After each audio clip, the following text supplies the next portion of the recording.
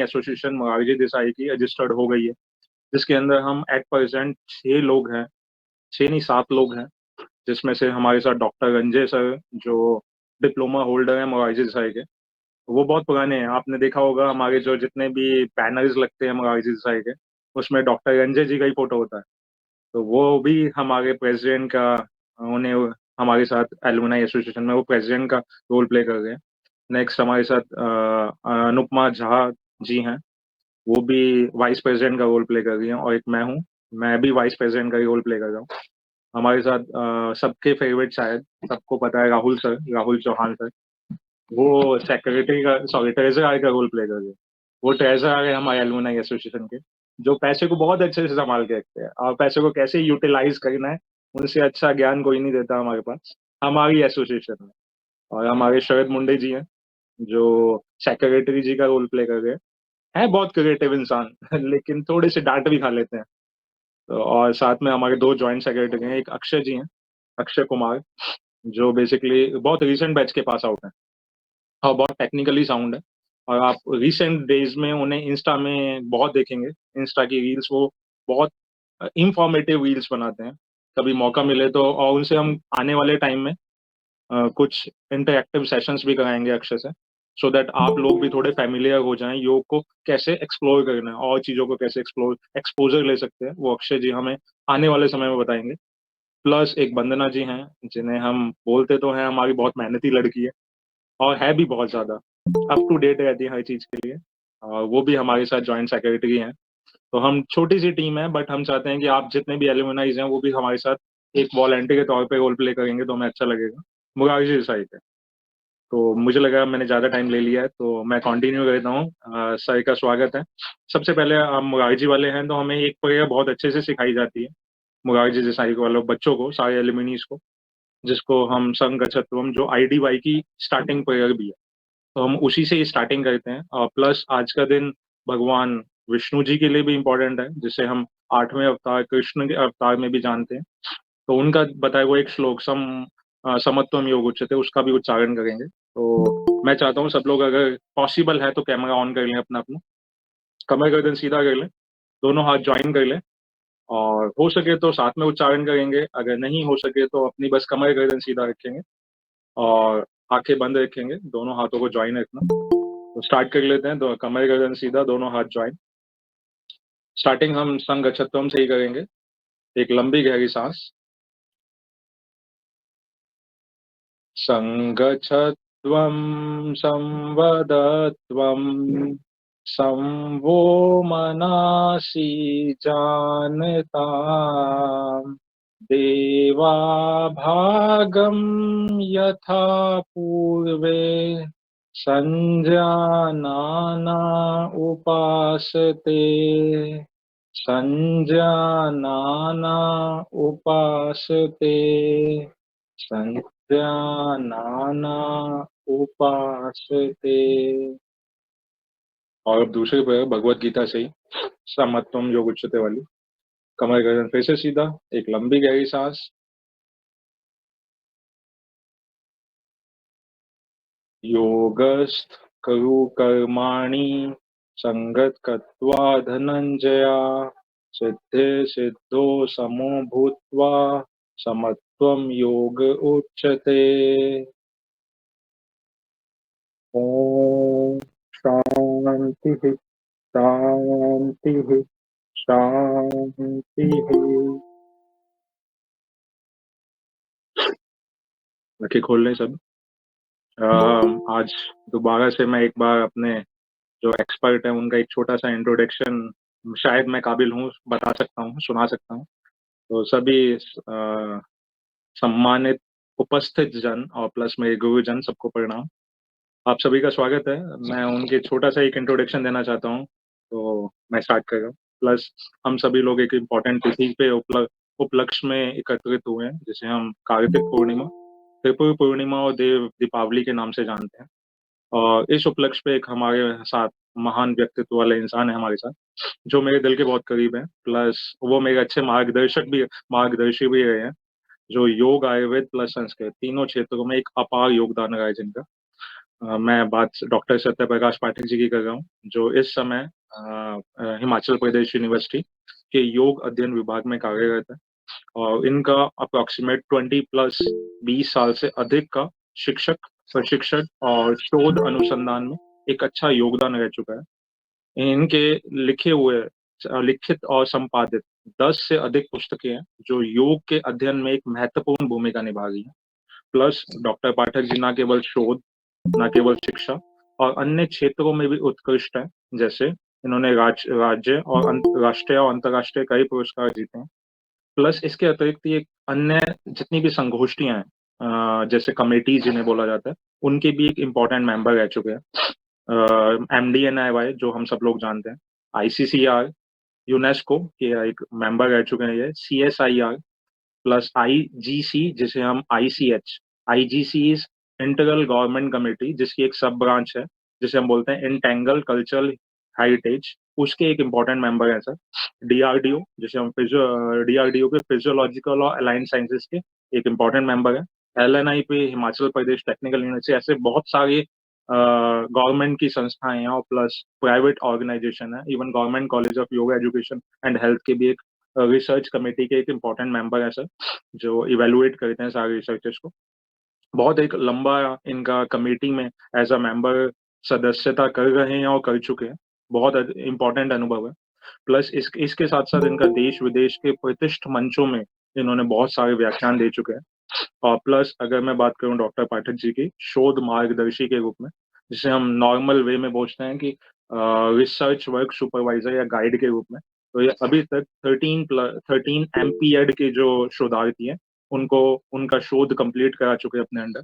Plus 25 plus MPhil scholar इनके अंदर शोध अपना कंप्लीट कर चुके हैं। 2 PhD स्कॉलर, जिसमें से एक मैं भी हूँ। और प्लस 4 शोधार्थी इनके अंदर अभी वो अपने आप को ग्रूम कर रहे हैं, शोध सीख रहे हैं शोध कैसे करना है। और प्लस इनके 25 से अधिक शोध पत्र राष्ट्रीय और अंतर्राष्ट्रीय स्तर पर पब्लिश हो चुके हैं। मैं गौरवान्वित फील कर रहा हूँ कि जो मेरे मार्गदर्शक हैं, प्लस मैं जिन्हें पिताजी और बड़े भाई की उपाधि भी दे देता हूँ, तो उनका इस मंच पे आके डिजिटल, चाहे वो डिजिटल फॉर्म में क्यों ना हो, उनका स्वागत कर रहा हूँ। तो मैं ज्यादा समय ना लेता हुआ sir, please mic over to you, welcome you all sir. अब मैं आपको आवाज जा रही है अभी तक? ठीक है, मैं अपनी बात शुरू कर रहा हूँ।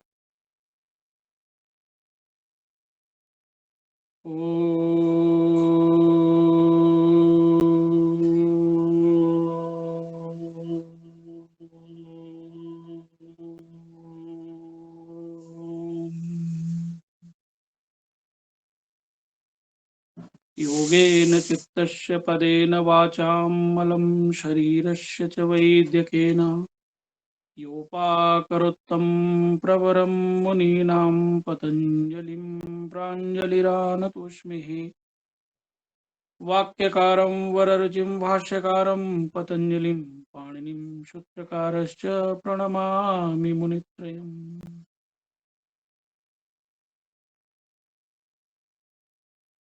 सभी को नमस्कार और इस शुभ संध्या के वेला में आप सभी का स्वागत है। खास करके मोरारजी देसाई राष्ट्रीय योग संस्थान से जुड़े जितने भी लोग हैं, मैं कंटिन्यू लगभग 8-10 दिन से सुबह 7 बजे से लेके 5 बजे तक टीचिंग कर रहा हूँ, 1 घंटे को छोड़कर। तो बिल्कुल भी मैं इस कार्य के लिए तैयार नहीं हूँ। मना भी किया था, लेकिन नहीं नहीं आपको करना है करके मुझे सारे लोगों ने बांध रखा है, तो मैं इसको पूरा करूंगा। आज थोड़ा बच्चों को आज भी छुट्टी थी, फिर भी क्लासेस 4 घंटे आज भी लिया। तो थका मैं भी हूँ, क्योंकि टीचिंग खड़े होके करना और बैठ के करना दोनों में थोड़ा अंतर होता है। फिर भी बहुत धैर्य से, क्योंकि 18 से बच्चों का एग्जाम, इस कारण से अभी जो आज का मूल विषय है, कुछ एक चीजें लास्ट में आपको देखने को मिलेगा, इम्पैक्ट ऑफ ध्यान। और ये जो आपको मिलेगा उसका मूल पे हमें बात करनी है कि आखिर वास्तव में ध्यान करने से पूर्व ध्यान की भूमिका में उतरना आवश्यक है। और ध्यान करना कहाँ है, ध्यान का विषय क्या होना चाहिए, और ध्यान के विषय की जब बात करेंगे तो बाह्य ध्यान सदैव हमें भटकाता है, आंतरिक ध्यान हमें अंतर यात्रा की ओर लेके जाता है। एक तो ये, दूसरा इसी के बीच में ध्यान के जो केंद्र है, क्योंकि शरीरस्थ विषय होना चाहिए। अध्ययन की दृष्टि से जितने भी शास्त्र हमने देखे, उनमें बार-बार यही लिखा है कि बाह्य और आंतरिक विषय दोनों चयन कर सकते हैं। बाह्य विषय वो चयन करें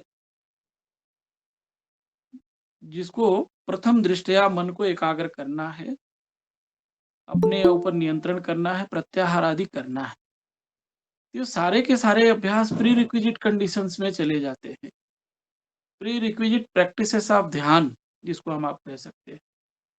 जैसे आदौ स्थानम तथा कालम, मिताहारम तथा परे, ऐसे करके बहुत सारे विषय है।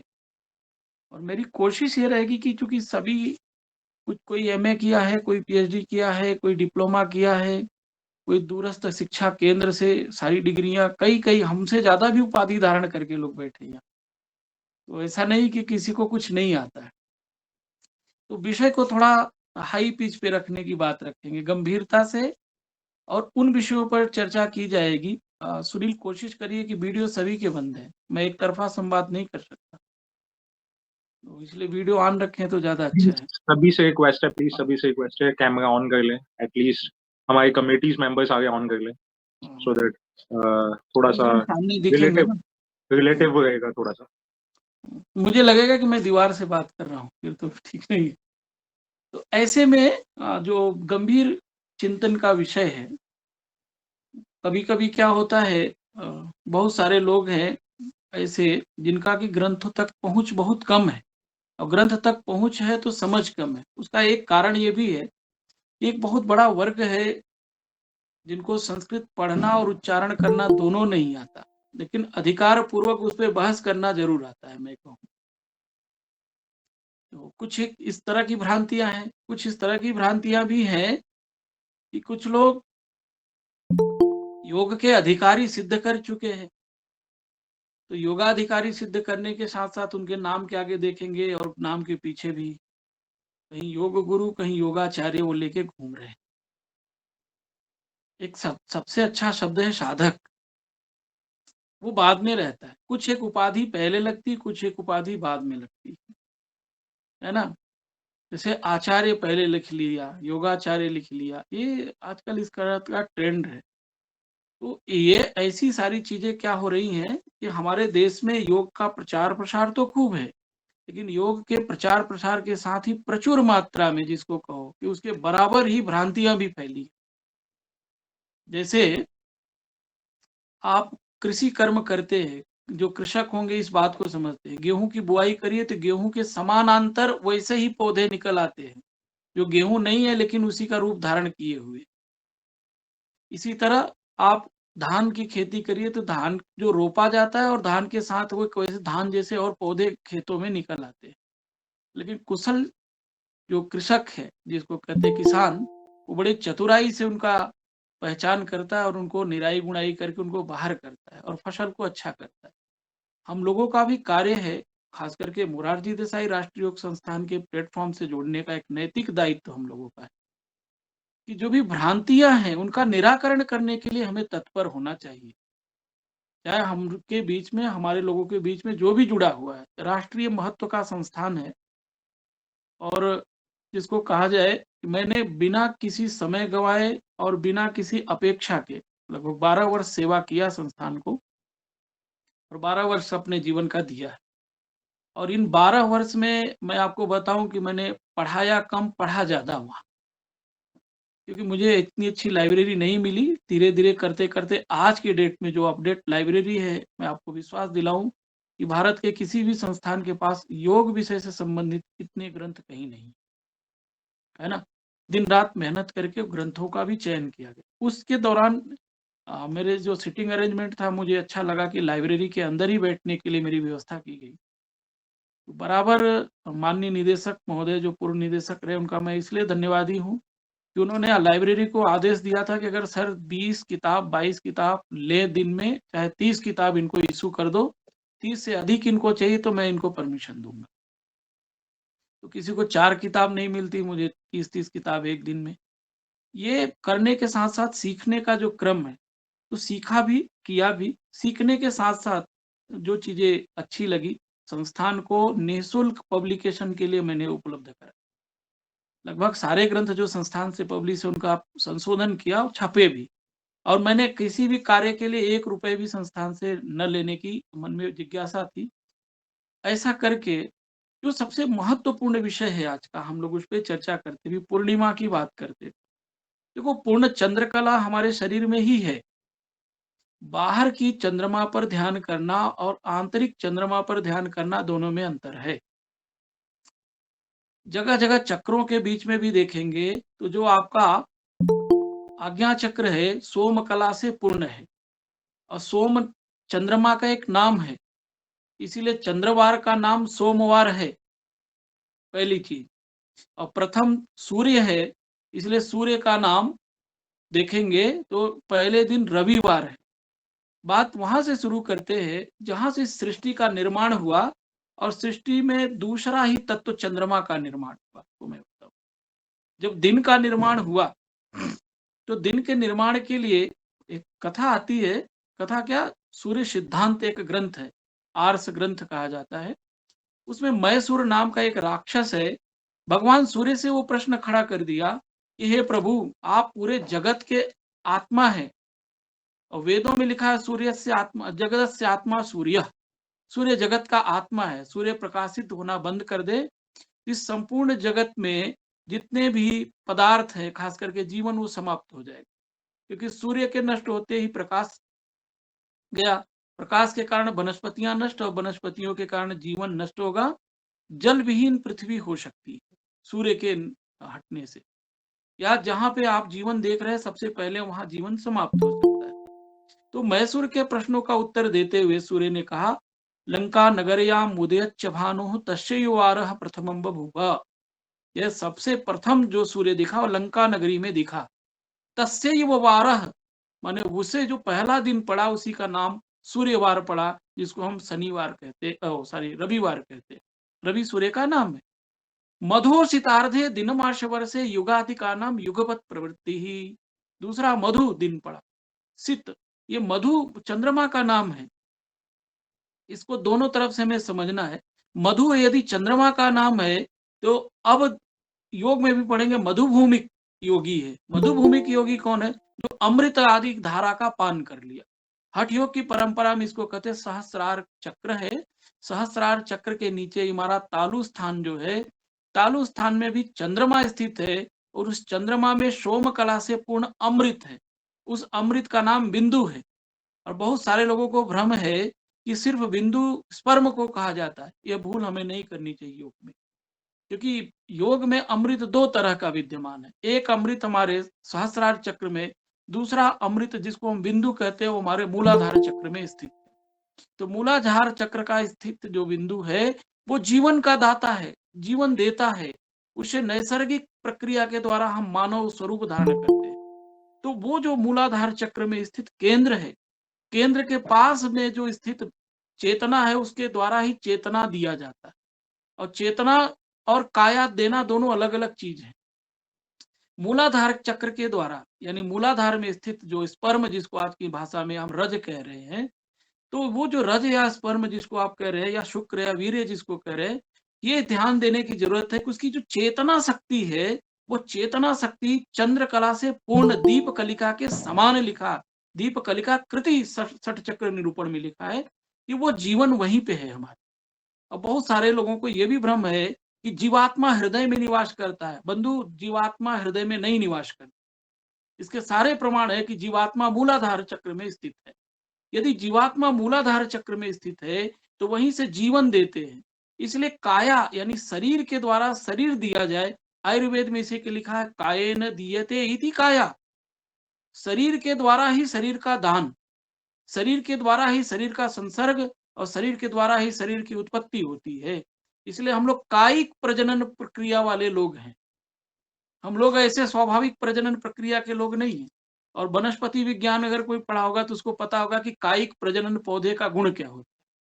यानी उसके शरीर को काटो, मिट्टी में गाड़ दो, पानी डालो, वो काया से ही पौधा उत्पन्न हो जाता है। यही मनुष्य का भी है। यह अकेले स्त्री भी संतानों को जन्म नहीं दे सकती, अकेले पुरुष भी संतान को जन्म नहीं दे। इसलिए हम लोग अपूर्ण चंद्रमा है, अर्ध चंद्रमा है। और जब विवाह होता है तो हम अर्धांगिनी प्राप्त करके पूर्णांग बनते हैं। तंत्र की ध्यान की प्रक्रिया इसी पे निर्भर है। मैं आपको बताऊं, तंत्र का सारा ध्यान हठ योग की प्रक्रिया से ही गुजर के जाता है। हठ योग बेसिकली कहो कि यदि तंत्र शिव का मूर्ति है, उस मूर्ति का स्नान किया चंदन आदि लगा के, स्नान से जो जल बहा वो कहीं एकत्रित होकर टपक पड़ा, वो हठ योग है। क्या आप सोच सकते हैं कि शिव के ऊपर स्थित जो चंद्रमा है, वो चंद्रमा शिव के मस्तिष्क पर क्यों स्थित है? क्योंकि चंद्रमा सोम कला से पूर्ण है और सोम अमृत का एक नाम है। यदि चंद्र आपके शरीर से निकल जाए तो आपकी मृत्यु होती है। और जीरियाटिक डिसऑर्डर्स, जिसको आज आपकी भाषा में कहते हैं, उसका एक मूल कारण षट चक्र निरूपण में ये लिखा है कि चूंकि सहस्रार में जो चंद्रमा है, वहां पे जो अमृत तत्व है या जो बिंदु तत्व है, वहां से टपक के वो सूर्य में माने नाभि केंद्र में गिर रहा है। तो जब सूर्य टपक के नाभि में चंद्र में जा रहा है, तो नाभि में सूर्य की ऊष्मा के कारण वो अमृत नष्ट हो रहा है। यही हमारा बुढ़ापा है, यही शरीर के नाश होने की प्रक्रिया है, पहली चीज। दूसरा, एक चीज और भी हमें समझने की दृष्टि में रखना चाहिए कि वो जो सोम कला है, इसलिए खेचरी आदि मुद्रा करके उस सोम कला को रोका जाता है। खेचरी मुद्रा का दूसरा प्रयोजन नहीं है कि उसको नेक्टर फॉर्म में ले गए, दैट इज कॉल्ड खेचरी। खेचर माने आकाश में उड़ने की प्रक्रिया, दैट इज रॉन्ग थिंग्स। ये उड़ने की प्रक्रिया यहाँ बिल्कुल नहीं है। यहाँ खेचरी का तात्पर्य है खेचर। खे माने होता है आकाश, आकाश का कपाल कुहर बोलते हैं हम उसको, कपाल गुहा बोलते हैं। और कपाल गुहा में स्थित जो अमृत है, इसलिए खेचरी का पान करते हैं। उस सा लंबिका दीर्घताम ब्रजेत, ऐसा हठयोग प्रदीपिका में लिखा कि जिह्वा जिसकी जितनी लंबी उम्र उसका उतना लंबा। अगर आपको किसी का उम्र निर्धारण करना है कि वो कितना जी सकता है, जीभ बाहर करा के देखिए कि नाक पे उसकी जीभ टच कर रही है क्या। नाक पे टच कर रही तो 100 वर्ष जिएगा। बड़े साधारण लक्षण है। हाँ, अगर नाक पे नहीं टच कर रही तो उम्र निर्धारण कर लो कि इतना उम्र है। तो इसलिए भी खेचरी प्रक्रिया आदि की जाती थी। हालांकि कुछ एक तंत्र साधक मिसकॉन्सेप्शन के कारण इस खेचर मुद्रा का या खेचरी मुद्रा का मजाक भी बनाया। दो तरह की साधना है हमारे पास, कुलाचार परंपरा और वामाचार परंपरा तंत्र में आती है। कुलाचार परंपरा सात्विक विधि से साधना करता है। वामाचार परंपरा का लोग, मतलब जितने भी लोग हैं वामाचार से, वो असात्विक विधि। यहाँ सात्विक असात्विक विधि का अर्थ ये बिल्कुल नहीं निकालना चाहिए कि असात्विक विधि जिसे बलि वैश्व आदि दे के, नहीं। असात्विक बलि में शरीर की सिद्धि और शरीर की सिद्धि से प्राप्त साधनाओं का सदुपयोग दुरुपयोग दोनों करते। जैसे असुर लोक में जो लोग हैं, असुरों की जो सिद्धि है, असुरों की सिद्धि किस कारण से होती है? क्योंकि असुरों की जो सिद्धि है वो साधना करके सिद्धि प्राप्त करते हैं और उसका तात्कालिक फल और प्रयोग करते हैं, है ना। इसलिए सुर और असुर में एक द्वंद्व है। सुर असुर में यह द्वंद्व है कि कौन बड़ा कौन नहीं। तो सुर असुर संग्राम होता रहता है। लेकिन मनुष्य ऐसा एक सार्थक प्राणी है कि वो देवासुर संग्राम में भी युद्ध करने की शक्ति रखता है। वो असुरों को परास्त भी कर सकता है, देवताओं को भी परास्त कर सकता है। लेकिन वो देवताओं से युद्ध नहीं करता। देवताओं से युद्ध करने वाला मनुष्य सदैव समाप्त हो जाता है। महाभारत से लेके और रामायण काल में जितने भी पात्र हुए, खास करके अर्जुन सीधे इंद्र के पास गया और दिव्यास्त्र वहां से गांडी उठा के लेके चला आया। अभी हम योग के योग सूत्रों में पढ़िए तो तीसरे चैप्टर में विभूति पाद में आपको वर्णन मिलेगा। स्थानीय उपनिमंत्रण एक सूत्र है। स्थानीय उपनिमंत्रण सूत्र का तात्पर्य यही है कि योगी इतना सिद्ध हो गया कि देवगण उसको बुलाते हैं अपने शरण में, अपने पास बुलाते हैं कि तुम मेरे साथ आओ, मेरे पास रहो, यहाँ आओ, यहाँ बैठो, यहाँ रुको, ये खाओ, अप्सराओं के साथ घूमो, रमण करो, विहार करो। लेकिन हमारा काम क्या है? हमें न लोक सुख चाहिए न परलोक सुख चाहिए, हमें तो मोक्ष चाहिए। लोक सुख में रहेंगे तो संसार का भोग करेंगे, नहीं, नहीं चाहिए। परलोक का सुख देवता भी लालच में देते कि आप परलोक में रहिए, नहीं चाहिए, मोक्ष चाहिए। और हठयोग की प्रक्रिया में जब कुंडलिनी आदि के ध्यान आदि के द्वारा हम मुक्त होते हैं, तो हठयोगी का मानना यह है कि जीवन के रहते मुक्ति, जीवन के मरने के बाद मुक्ति किसी को नहीं मिली है।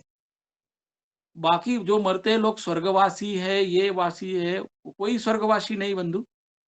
जीवन रहते जो मुक्त हुआ इस संसार में वही मुक्त हुआ। पिंडदान से कोई मुक्त नहीं होता। यदि पुण्यदान से कोई मुक्त होता तो कई बार गया श्राद्ध जाके करके धुंधुकारी अपने भाई का चला आया था, गोकर्ण करके चले आए थे धुंधुकारी। भागवत में कथा आती। तो अपने भाई को गोकर्ण जी कई बार चले गए, तो वो गया के श्राद्ध से मुक्त नहीं हुआ, अंत में भागवत कथा से मुक्त हुआ। भागवत कथा से भी मुक्त होने की प्रक्रिया, लेकिन हठ योगी की अपनी धारणा है, इसलिए हम अवधूत योगी हैं। अवधूत का मतलब न धुनोती अवधूत है ना, धूतो न अवधूत। एक इसमें बड़ा इंटरेस्टिंग वर्ड आता है, खास करके जो षट चक्र आदि के ध्यान की प्रक्रिया से मुक्त योगी उसको कहते हैं हम बेसिकली जो ऐसा योगी है उसका एक नाम बड़ा विचित्र टाइप का नाम है, और वो विचित्र टाइप का नाम उसको क्या कहते हैं, अघोरी। अघोरी का तात्पर्य, अब सामाजिक भ्रांतियों में अघोरी का मतलब ये जो मांस मदिरा आदि का सेवन करके चिता आदि पर बैठ के तंत्र क्रिया से मुक्त, दैट इज कॉल्ड अघोरी। ये 101% मिसकॉन्सेप्शन है यहाँ पे। और न घोर अघोर शब्द आता है। घोर शब्द का अर्थ होता है अंधकार, अज्ञान। जो अंधकार में है, अज्ञान में है। अघोरी न अज्ञान में है न अंधकार में है, वो ज्ञान में है। ज्ञान से मुक्त होने वाले योगी को अघोरी कहा जाता था। लेकिन आप समाज में जाके कहिए कि अघोरी कहीं का किसी को कह दीजिए तो वो तो दंड कमंडल लेके भटक भी जाएगा, अरे तुम हमने अघोरी कहा है, हमें अघोर बाबा कहा है। और यही अघोरी क्या कर रहे हैं, मांस मदिरा भांग गाजा सबका सेवन करके टहलते हैं, तो लोग कहते हैं अघोरी है। नहीं भाई, अघोरी शिव का एक नाम है, शिव के उस शरीर, उस सार्थक स्वरूप का नाम है जिसमें अंधकार से मुक्त, चमत्कार से मुक्त, साधनाओं से युक्त जो योगी षट चक्र आदि का साधना करके मुक्त होता था, उसको कहते थे अघोरी। और उसका पहला वर्ड था अलख निरंजन। तो ये अलख निरंजन, उसका दूसरा ही अर्थ है भव भय भंजन। भव माने होता है संसार, भय माने होता है डर, भंजन माने जहां भव और भय दोनों मुक्त हो जाए। तो भव माने संसार से भी मुक्त और भय माने डर से भी मुक्त। तो भव भय भंजन, अलख निरंजन भव भय भंजन, यह आपको मिलेगा। तो ये तात्पर्य जो है, आजकल क्या है, ज्यादातर ट्रांसलेशंस इंग्लिश में किए गए ग्रंथों का। अब उनको पढ़ के अभी जो कृष्ण को कृष्णा बोलेंगे, कृष्णा द्रौपदी का नाम है, हरे कृष्णा बोल दिया तुमने, द्रौपदी का नाम बोल दिया, है ना। तो कृष्ण को बुलाने की जगह कृष्णा। हमारा तात्पर्य क्या है कि हम एडिशनल लगा के और नाम बिगाड़ देते हैं। रामा किसका नाम है, रामा नाम है जो उनकी बहन का नाम है रामा, हरे रामा हरे कृष्णा। तो राम की बहन का नाम ले रहे, कृष्णा द्रौपदी का नाम है, द्रौपदी खुद विपत्ति में थी तो कृष्ण को बुलाया।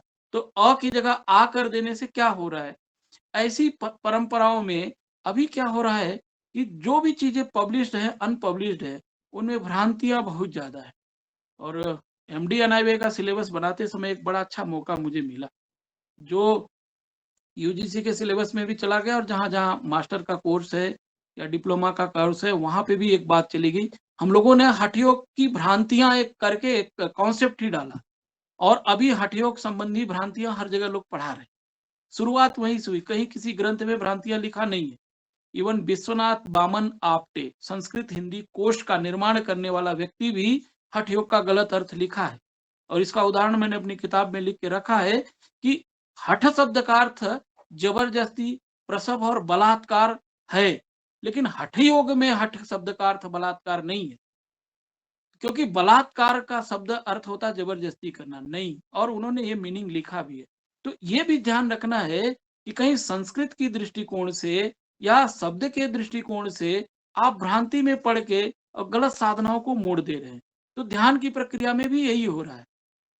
जैसे एक उदाहरण और दूं, एक शब्द है योनि। अब योनि शब्द का तात्पर्य क्या है, आप सामाजिक रूप से कहीं इसके बारे में बात भी नहीं कर सकते। योनि शब्द कहते ही लोगों को बड़ी गलत धारणाएं बनने लगती, मन में गलत विचार भी बनने लगते। लेकिन योनि शब्द का तात्पर्य है, जैसे गोमुख से गंगा निकली तो गोमुख का नाम भी योनि है। योनि का मतलब है जो भी उत्पत्ति स्थल है सभी योनियां हैं, और हम सभी योनिक जीव है, योनि से उत्पन्न जीव है, तो योनि साधना का स्थान भी है।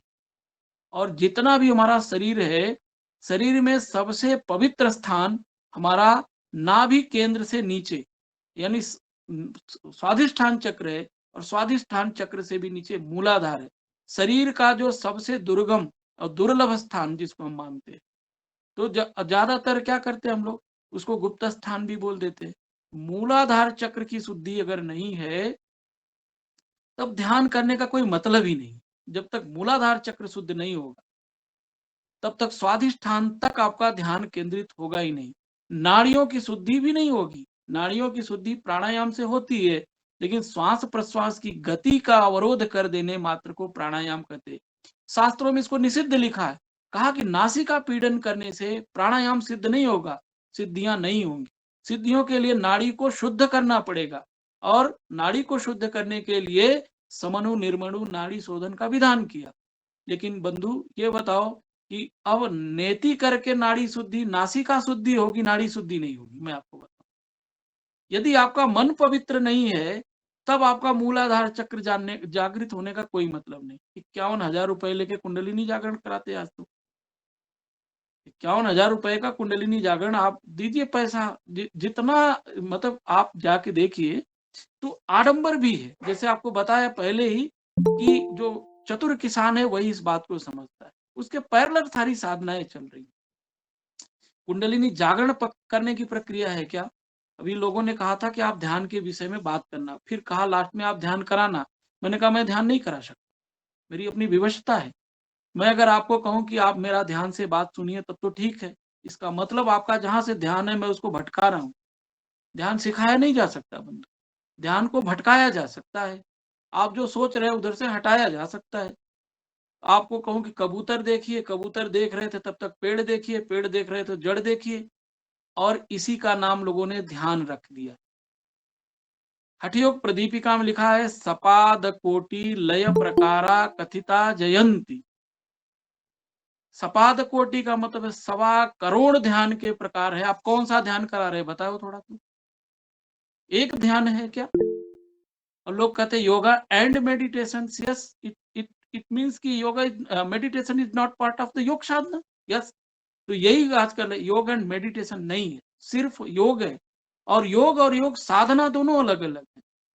योग साधना षटकर्म है, योग साधना आसन है, योग साधना प्राणायाम है, योग साधनाएं क्रियाएं है हमारी, योग साधना प्रत्याहार है, योग साधना समाधि भी है।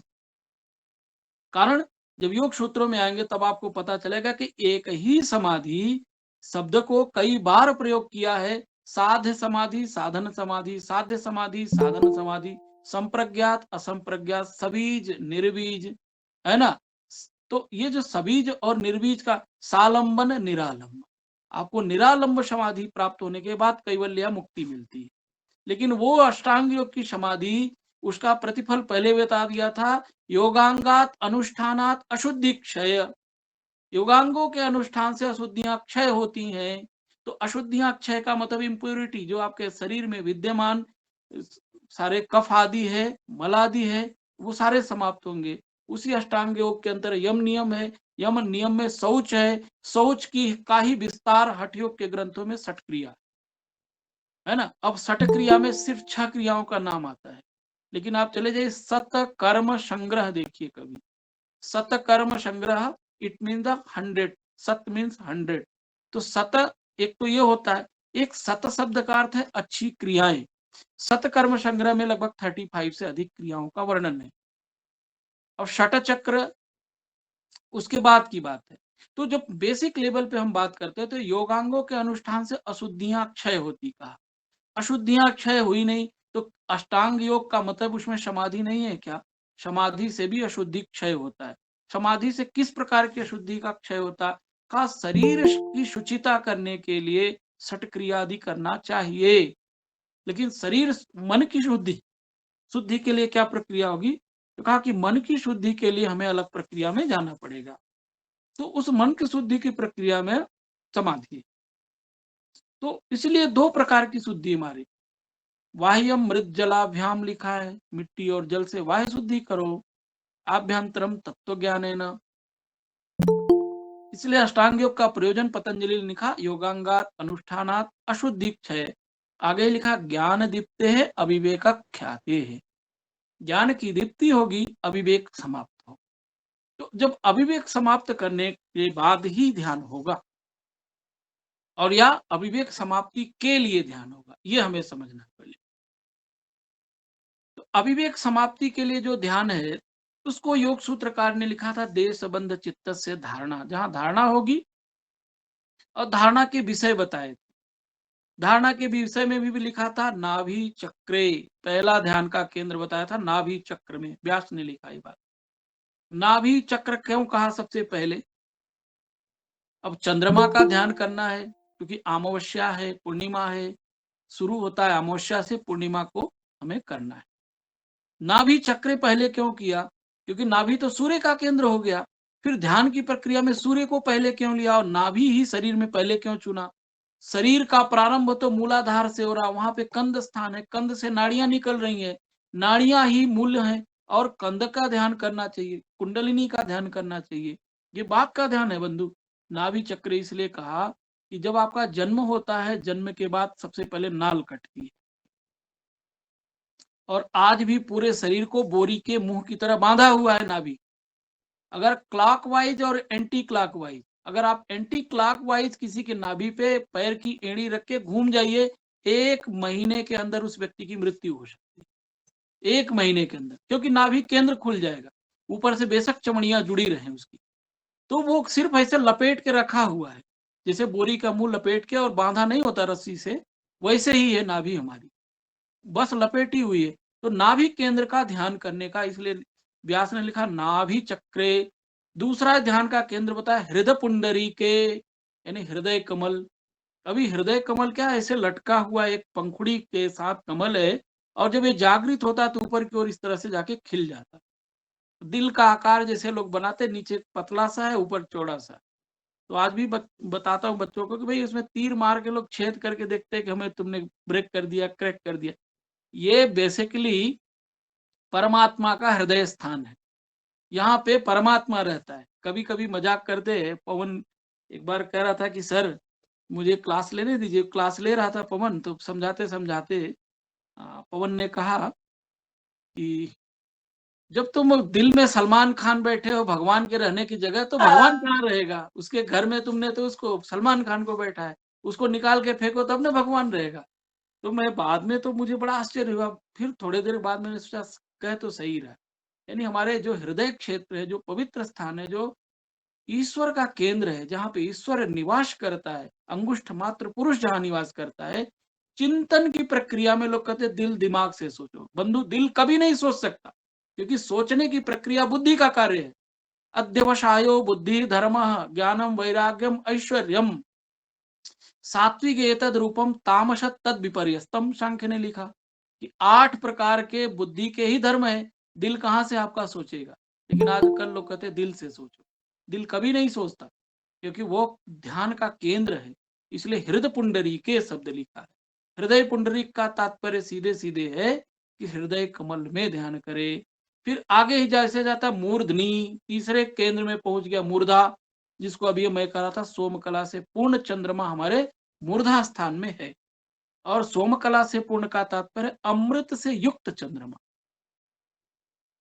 एक बड़ी साधारण सी बात सभी को बताते हैं। हमारे यहाँ एक मान्यता है, सिर ठंडा पैर गरम पेट नरम। स्वस्थ व्यक्ति की यही पहचान। सिर ठंडा तब होगा जब चंद्र बिंदु या चंद्र का केंद्र पूर्ण कला सोमकला से पूर्ण आपका मस्तिष्क होगा किसी भी कार्य पर, तो उसको कहते हैं सिर ठंडा। सिर ठंडा क्यों? क्योंकि सिर में ही चंद्रमा का निवास है, पहली बात।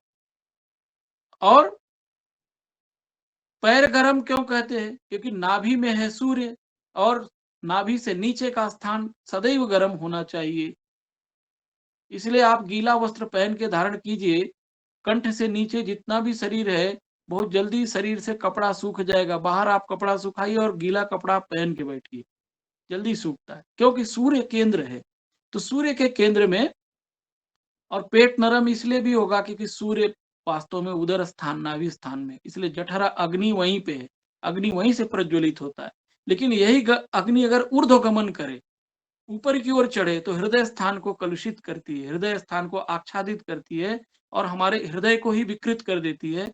हृदय विकृत होने से क्या होता है, धीरे धीरे ये कलुषिता मन को पहुंचती है और मन की कलुषता के कारण हमारा व्यवहार होता है। इसलिए ध्यान रखिए कि आपका थिंकिंग, इंटेंशन बिहाइंड वर्क पहले है। हम लोग कार्य कारणवाद के लोग हैं। कारण होगा तो कार्य होगा। कुछ लोग कहते नहीं नहीं मेरे से गलती हो गई, तब तो ठीक है। कुछ लोग नहीं नहीं नहीं मुझे नहीं पता था। जब तुम्हें पता नहीं तो क्रिया नहीं होगी, और तुमने क्रिया करके भी कहा है कि मुझे नहीं पता है, ये झूठ बोलने की प्रक्रिया सीधी सीधी है। कोई भी कार्य मुझे नहीं पता था, और नहीं पता था तो घटना कैसे घटी?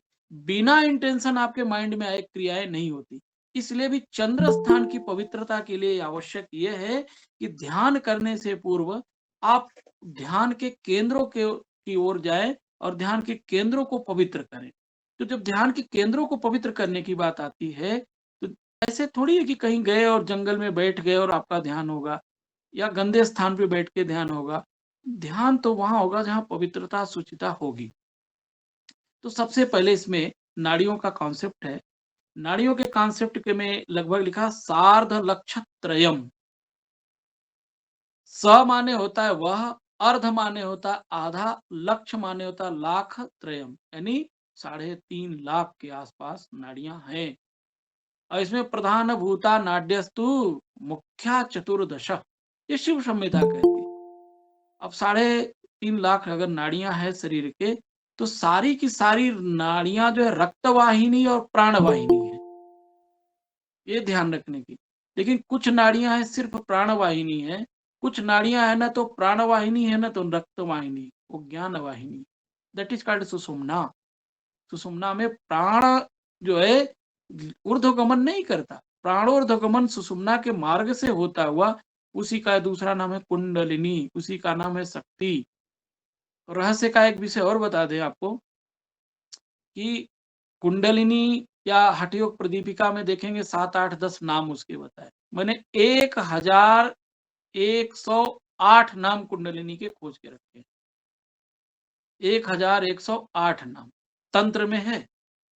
कुंडलिनी के इतने पर्याय कहीं नहीं मिलेंगे आपको। कभी उसका अलग विषय रखेंगे कुंडलिनी का, तो उस पर चर्चा जरूर करेंगे।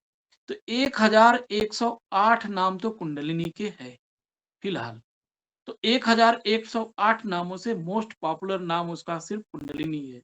उसको शक्ति, उसको ईश्वरी, उसको भुजगी, उसको बालरंडा, तपस्विनी, है ना, लव मतलब राजपथ गामिनी, ऐसे बहुत सारे नामों में देखेंगे। तो ये सारे के सारे नाम कुंडलिनी शक्ति के हैं, और कुंडलिनी शक्ति का केंद्र है मूलाधार, मूलाधार से भी नीचे कंद स्थान। एक चीज और जान लो कि जीवन में हर चीज का अपना रूट है। रूट मतलब सीड फॉर्म में है। जीवन में जहां बीज नहीं है वहां जीवन नहीं। जितना भी संसार में चीज दिखाई दे रहा सभी का बीज है। गेहूं का बीज है, धान का बीज है, मनुष्य का भी बीज है। इसलिए वीर्य शब्द बीज का अर्थ है कि बीज, उसका दूसरा नाम है बीज, है ना। लेकिन वीर्य शब्द का अर्थ होता है उत्साह। वीर्य शब्द का अर्थ स्पर्म नहीं है। वीर्यम उत्साह जायते, वीर्य का ही दूसरा नाम है उत्साह।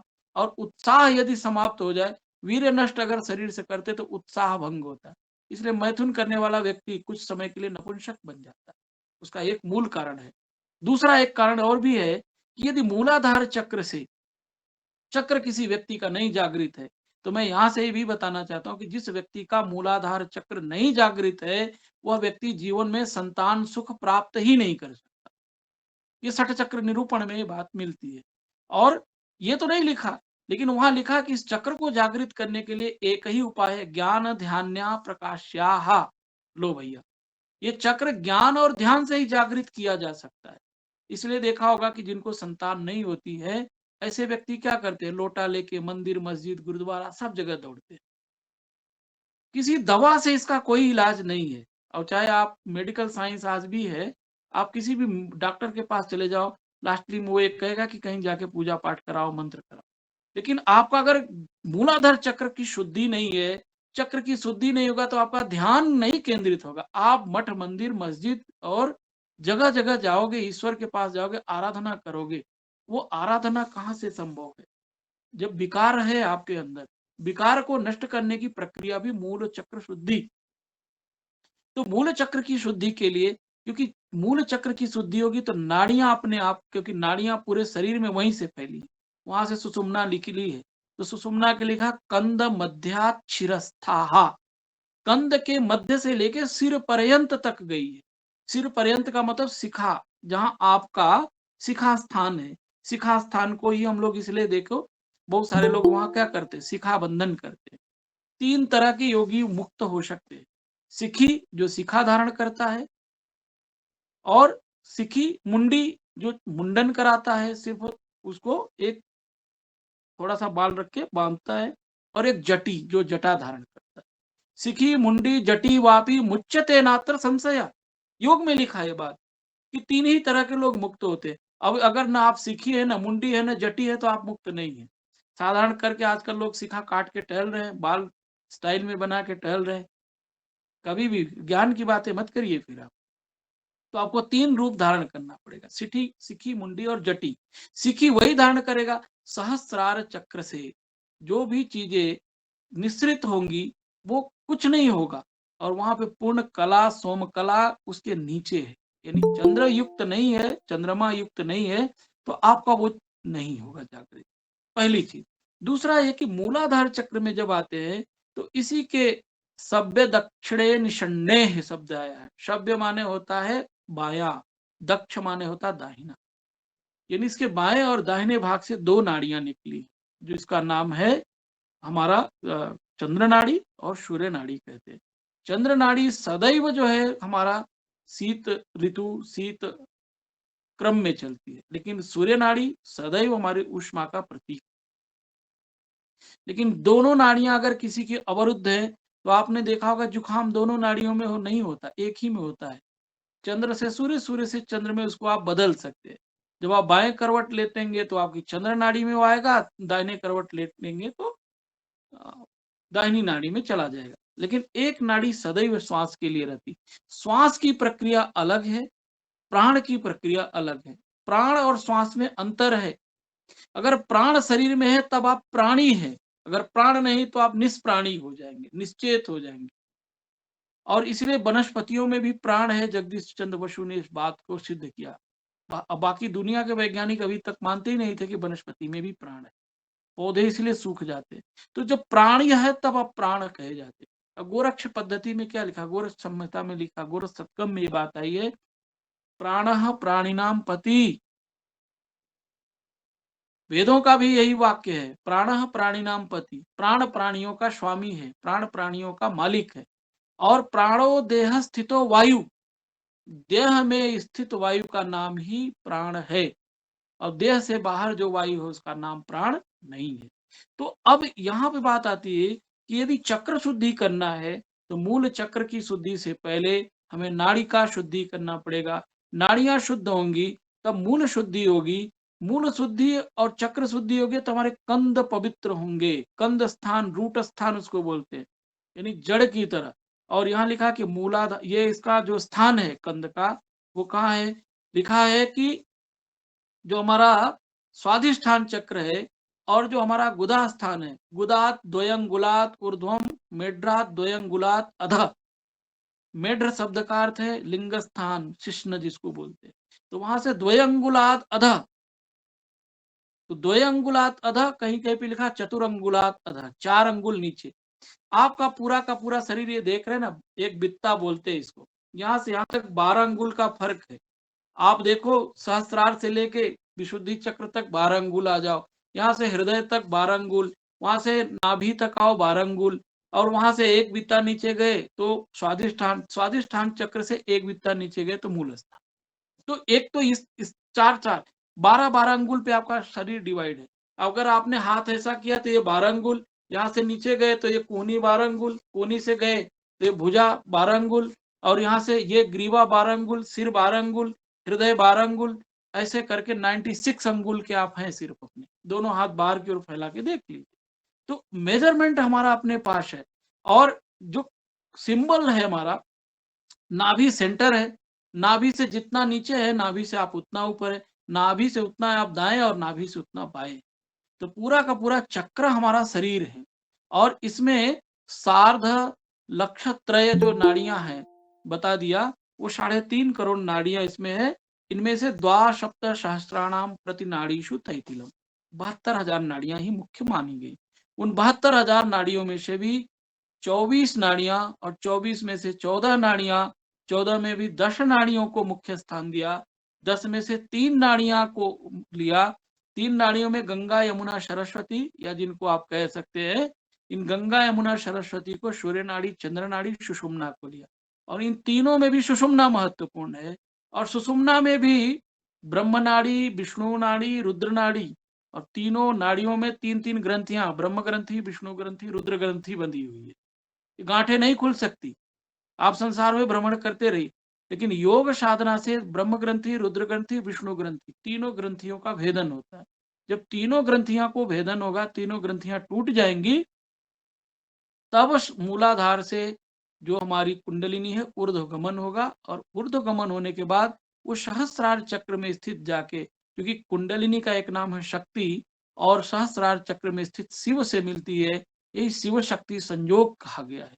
और यही शिव शक्ति संयोग व्यक्ति के जीवन में, यही अर्धनारीश्वर का जो स्वरूप बतलाया गया है, यानी स्त्री और पुरुष हम दोनों हैं। दूसरा, इस भ्रम में कोई नहीं रहे कि पुरुष का मतलब है मेल, और यहाँ स्त्री शब्द का अर्थ होता है फीमेल, नहीं, यहाँ स्त्री पुरुष हम दोनों हैं। स्त्रियों के पास स्तन है, हमारे पास भी स्तन है। स्त्रियों के पास भी नाभि है, हमारे पास भी नाभि है। स्त्रियों के पास 2 कान है, हमारे पास भी है। हमारे पास 2 आंखें, उनके पास भी 2 आंखें हैं। पूरे शरीर का बनावट एक जैसा है, वर्ण भेद, रूप भेद सभी जगह है, लेकिन शरीर में कोई बदलाव नहीं है। और आज के समय में अगर शरीर में कोई बदलाव है, तो सिर्फ प्रजनन तंत्र के स्वरूप में बदलाव है, प्रक्रिया दोनों की सेम है। पहली चीज, स्त्रियों को भी कुक्ष है, मनुष्य पुरुषों को भी कुक्ष है, और इन दोनों में आज देखिए, अभी नया लेटेस्ट न्यूज की, पुरुष को स्त्री, स्त्री को पुरुष बनाया जा सकता है, जैसे संजय बांगर के सुपुत्र ने किया अपने आप को। फेमस क्रिकेटर है संजय बांगर, उनका बेटा जो है वो स्त्री बन चुका है, महिला बन चुका है। तो ये कारण क्या है कि आपके प्रजनन तंत्र के बदलाव के कारण आप स्त्री पुरुष मत कहिए, आप अपूर्ण आदमी हैं और अपूर्ण रहेंगे। इसलिए तंत्र और योग की प्रक्रिया में 2 तरह का साधना है। एक तो जो हमारी सात्विक तंत्र परंपरा की उच्चस्थ साधनाएं हैं, उस तंत्र की साधनाओं में जब आप जाएंगे, तो वो मैथुन आदि से परे है, पंचमकारों से ऊपर है। जो भोग काल है, भोग काल में संतान उत्पन्न करना मनुष्य का बिल्कुल धर्म नहीं है, ये गृहस्थ का धर्म है। इसलिए हमारे यहाँ 2 तरह के ब्रह्मचारी भी बतलाए गए।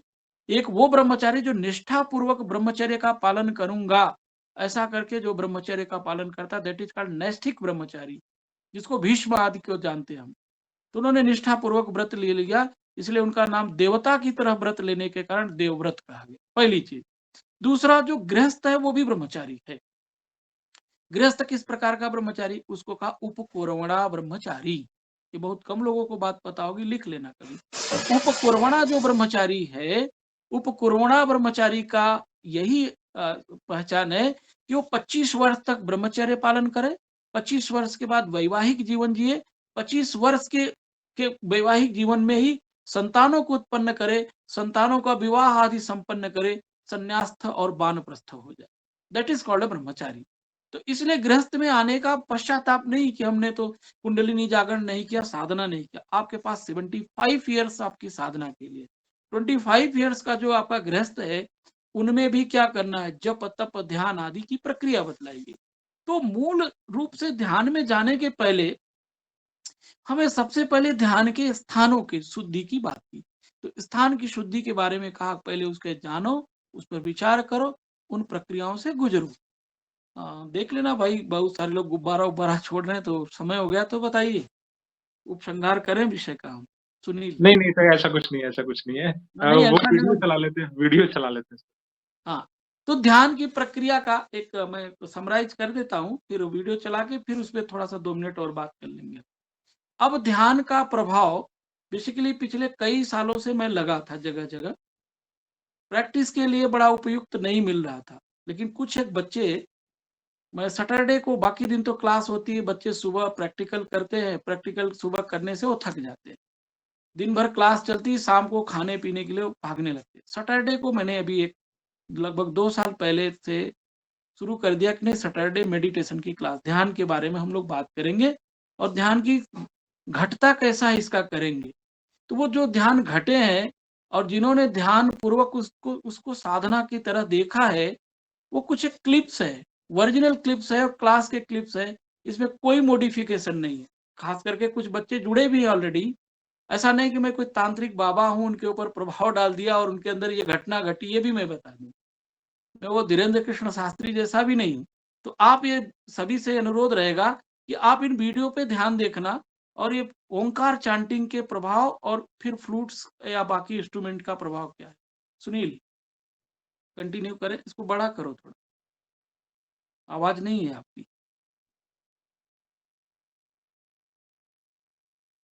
साउंड दो।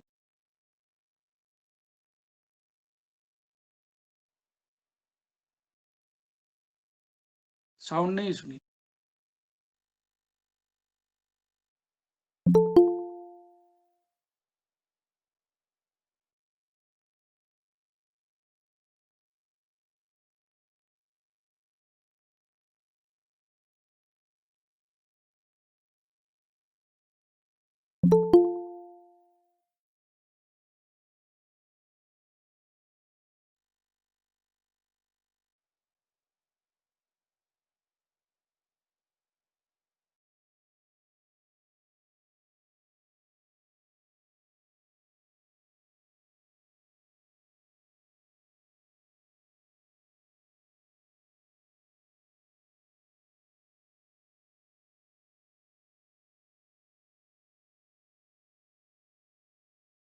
तो वॉइस आई?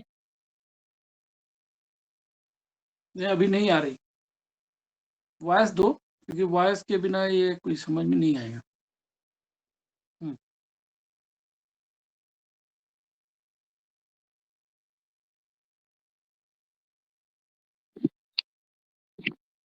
नहीं आई से वॉइस?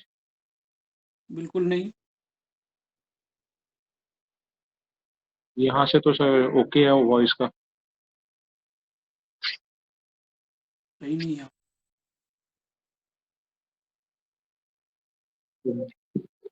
सिस्टम से आप अनम्यूट कर दीजिए उस सिस्टम को ना। अनम्यूट किया हुआ है मैंने। कोई दूसरा चला के देखो। जी, जिससे आप शेयर कर रहे हैं उससे एक बार आप अनम्यूट कर दीजिए, शायद दोबारा चल जाए।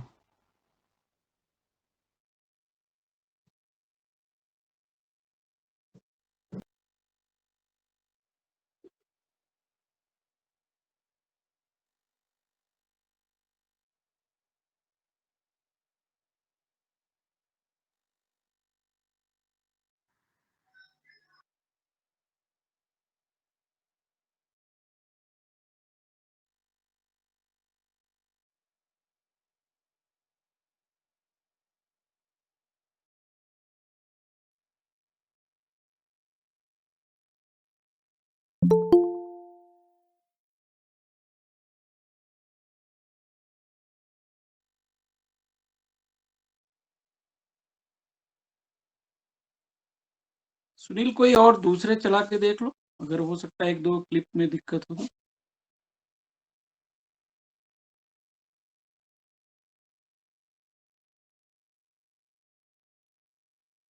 दूसरे क्लिप्स निकालो।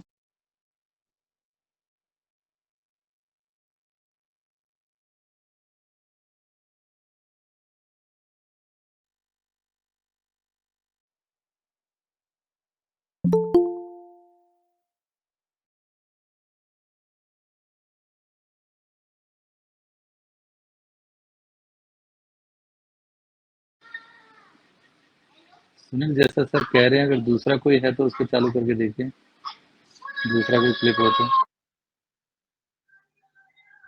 मेरी तरफ से तो ओके है वॉइस ना, मेरी तरफ से ओके है। आपको वॉइस आ रही है? हाँ मुझे तो आ रही है। नहीं तो आपका शेयरिंग जो है ठीक नहीं है, यहाँ नहीं आ रही किसी को बात। इसको इसके बाद वाले क्लिप्स को देखो।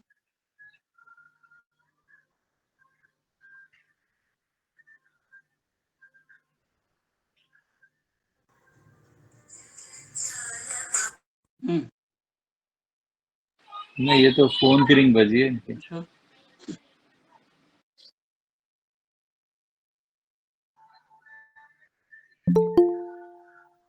के बाद वाले क्लिप्स देखो ना, तुम बार बार उसी क्लिप्स को आगे कर। बहुत वाले दिखाएं। हम्म। अच्छा, इसको चलने दो, इसको बड़ा करो स्क्रीन।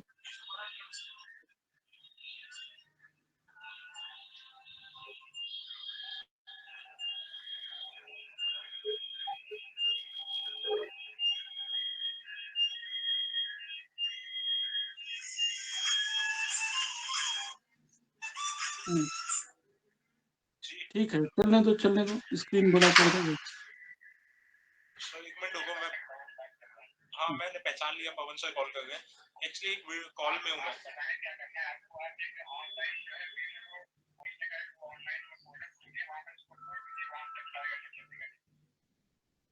पता नहीं ये क्या कर रहा है, चलो मैं एक बार देखता हूँ।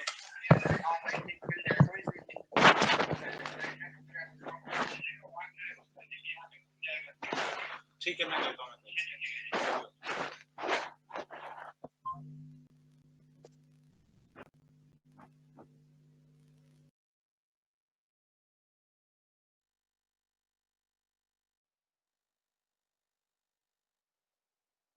अब तो वॉइस हो गई।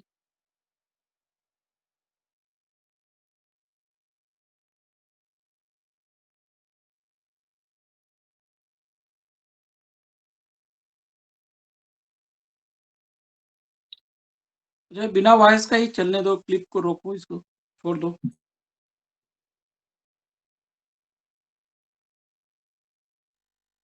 मूवमेंट नहीं है सुनील, हाँ क्लिप में देखो, छोड़ दो, चलने दो। बेसिकली क्या है, ये ओंकार साउंड के साथ साथ फ्लूट्स के मोमेंट्स है। देखिए अभी अपने आप इसमें जैसे कुंडलिनी चलती है, कुंडलिनी चलने की पूरी प्रक्रिया है। थोड़ा सा इसमें व्यवधान है, वीडियो में रुक रुक के आ रहा है, तो अगर आप महसूस करिए तो इसका पूरा का पूरा बॉडी वाइब्रेट हो रहा है इस बच्चे का। सर वो सुनील का नेट थोड़ा स्लो लग रहा है मुझे ना, हमें इसी भी वजह यही से हो लग रहा रहा है। है। तो ये देखिए जितना जो जो रिदम मिल रहा है इसको, जैसे अब इसमें दो चीजें है, एक फ्लूट्स और तबला, तो उस रिदम के अकॉर्डिंग इसके हाथ का इस तरह से मूवमेंट है पूरा। सितार के साथ लग रहा है कि इसने सितार को पकड़ लिया है। ये एक अलग वीडियो है। कुछ और एक है, दूसरे कोई दूसरा क्लिक करो। अलग अलग बच्चों में मतलब ये चीजें दिख मतलब घट रही। मैं ऐसा करूंगा, ग्रुप में डालूंगा, आप लोग देख भी सकते हो, या सुनील को बोलूंगा ग्रुप में डाल देंगे। सुनील कोई दूसरा क्लिप निकालो। एक तो ये है,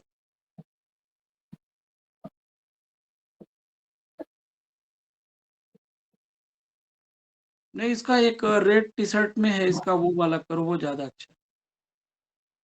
इसको हटा दो। हाँ, इसको थोड़ा सा ऑब्जर्व करिए सारे लोग।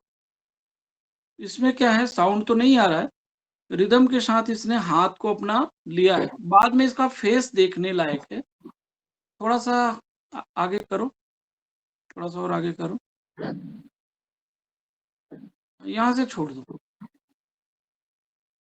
अभी इसका फेस पे ध्यान रखना है, इसके खास करके सिर के ऊपर, और बाकी मूवमेंट्स पे ध्यान देने की जरूरत है थोड़ा। छोड़ दो अभी, छोड़ दो, यही छोड़ दो। अभी इसके अंदर देखते रहिए वीडियो पर, अब उस पर ध्यान रखिए जो वो रेड टी शर्ट में बच्चा है। अभी आप देखना इसका थोड़ा सा मूवमेंट। अब ये क्या है, सारे लोग अपने अपनी स्थिति में है, लेकिन थोड़ा सा इसके फेस से आपको पता लगेगा। हाँ, अभी ध्यान देने की जरूरत है इस वीडियो पे। मेरी आवाज अगर सुनने देखिए, अभी ये बनावटी नहीं, अब इसके अंदर देखिए पूरे शरीर की हरकत, ये देखिए।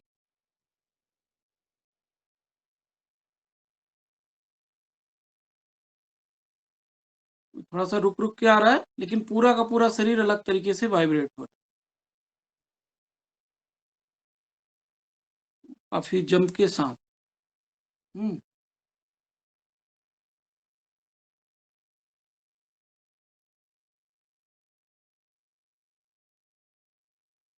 अभी पिछले शनिवार का एक वीडियो था, 2 शनिवार, इस पे थोड़ा ध्यान देने की जरूरत है। ये अभी 2 शनिवार पहले की बात है।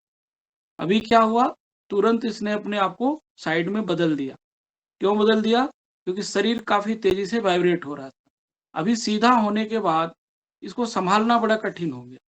ये अलग अलग बच्चे हैं, ये नहीं हर सैटरडे को एक न एक बच्चा, 2 बच्चा, 3 बच्चा आइडेंटिफाई हो जाता है।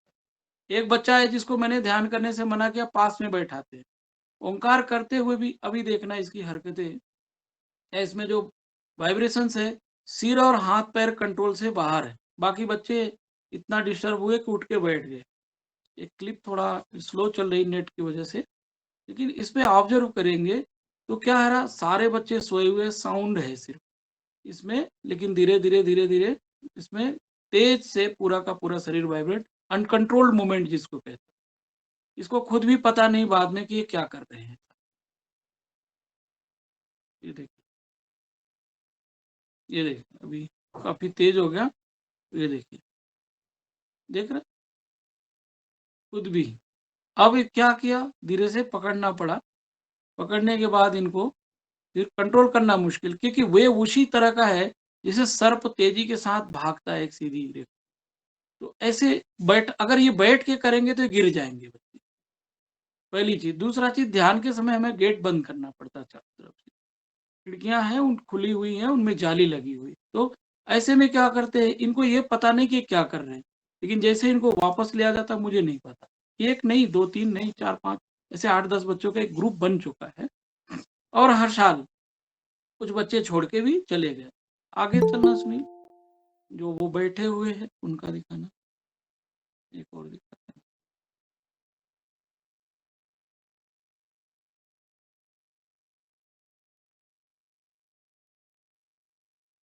वापस नहीं। ये देखिए, ये अभी हमारे 3rd सेमेस्टर की स्टूडेंट है, किरण है। बेसिकली इनका हाथ देखिए। अभी इसको मैं बार बार मना करता हूँ कि तुम ध्यान में मत बैठो, आंखें खोल के मेरे साथ बैठते। इस बार मैंने कहा आप बैठ के करो। शुरू से इसका है, सेमेस्टर फर्स्ट से, या आप बैठ के क्लास में भी ओंकार करेंगे तो इसका अपना वेकिंग कंडीशंस में देख रहे, पूरा शरीर इसका और हाथ का ये जो बार बार वो इस तरह से मूवमेंट्स इसमें हो रहा है ऑलरेडी, और पूरा शरीर देखिए वाइब्रेट कर झूम। तो ऐसे बैठ के ध्यान करने में ये प्रक्रिया थोड़ा कठिन है, इनको संभालना बड़ा कठिन होता इस, है ना। ठीक है सुनील, बंद करते हैं अभी। जी सर, मैं करता हूँ। हाँ, या बाकी आप इस ग्रुप में डाल देना ना, जिनको देखना है वो देख सकते हैं। जी लेकिन जी ये सर। कि थिंक ए पॉजिटिव माइंड, हमें यही देखना है, क्योंकि बच्चों के फोटो है और ये करंट में अभी हमारे बच्चे पास में है, मैं आपको बताऊं। चलिए, तो हुआ क्या कि ऑन करेंगे वीडियो से भी तो बात कर लेते। ठीक है सुनील, वापस आइए। आवाज जा रही मेरी? इसमें हुआ क्या है कि एक दो कारण है, इनका शरीर इतना ज्यादा वाइब्रेट क्यों कर रहा है। वाइब्रेशन का एक बड़ा कारण है कि जो शोधन है, प्यूरिफिकेशन, जिसको हम सटकर्म कर रहे हैं, सटकर्म में हम मूल शोधन नहीं करा पाते हैं अभी तक बच्चों को। मूल शोधन नहीं करने की प्रक्रिया से क्या है, जैसे धोती तो बहुत अच्छा करते हैं, मतलब सारे के सारे बच्चे धोती कर लेते हैं, बाकी क्रियाएं कर लेते हैं। मूल शोधन नहीं होने के कारण क्या है, जब प्राण का ऊर्ध्वगमन हो रहा है तो शरीर सरपेंट पावर जिसको आप कह रहे हैं, सांप की तरह ही पूरा इनका शरीर वाइब्रेट करता है। और 2 3 लड़के तो ऐसे हैं जिनको कि बाद में उठाना पड़ता हमें, हालांकि उस प्रक्रिया में उठा देने से भी थोड़ा सा उनको थका थका सा या बहुत सारा नींद जैसी स्थिति में रहते। तो उसमें हो क्या रहा है कि जैसे ही इनको ध्यान की प्रक्रिया में खुद जाते, इनको ले नहीं जाया जा सकता, भटकाया नहीं जाता। और ऐसी ध्यान की प्रक्रिया नहीं कि जिस ध्यान में आप जाओ, सोचो, करो, ऐसा करो, ये सोचो। भैया ये ध्यान नहीं, ध्यान का स्वप्न है, स्वप्न में जाने की प्रक्रिया है, जिसको आजकल योग निद्रा करके बहुत ज्यादा पॉपुलर कर रहे हैं। पतंजलि के अनुसार अगर निद्रा का डेफिनेशन पढ़े तो करा कि अभाव प्रत्यय आलम्बन वृत्ति निद्रा। यानी जिसमें सभी प्रकार के प्रत्ययों का आलंबन समाप्त हो जाए, वो वृत्ति निद्रा है। तो हम निद्रा में भी क्या कर रहे हैं, नाम तो रख रहे हैं योग निद्रा, और निद्रा में प्रत्यय और आलंबन का अभाव होना चाहिए, लेकिन योग निद्रा में हम प्रत्यय और आलंबन दे रहे हैं उसको। प्रत्यय मतलब विषय दे रहे हैं, आलंबन दे रहे हैं, और उस प्रत्यय और आलंबन के विषय पर अगर चित्त चला तो ये निद्रा नहीं होगा। ये इसका नाम योग स्वप्न रखना पड़ेगा, अगर आप इसको योग के साधना की प्रक्रिया में रखना चाहते तो।